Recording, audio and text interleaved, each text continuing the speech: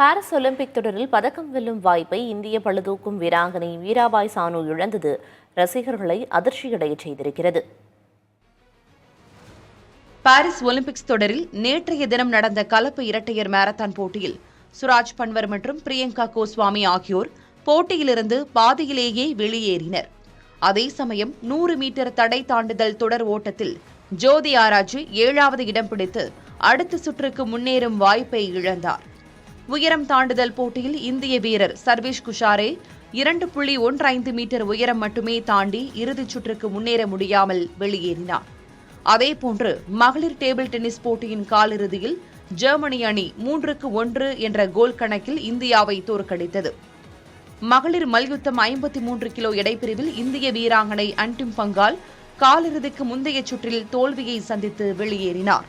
மகளிர் ஈட்டி எறிதல் போட்டியில் இந்திய வீராங்கனை அன்னு ராணி 55.81 மீட்டர் தூரம் மட்டுமே வீசியதால் இறுதிச் சுற்றுக்கு முன்னேற முடியாமல் வெளியேறினார்.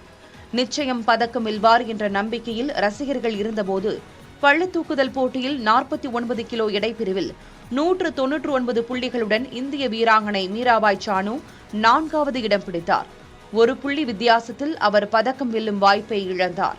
அதேபோன்று 3000 மீட்டர் ஸ்டீப்பிள் சேஸ் தடகள போட்டியின் இறுதிச் சுற்றில் அவினாஷ் சேபில் தோல்வியுடன் வெளியேறினார்.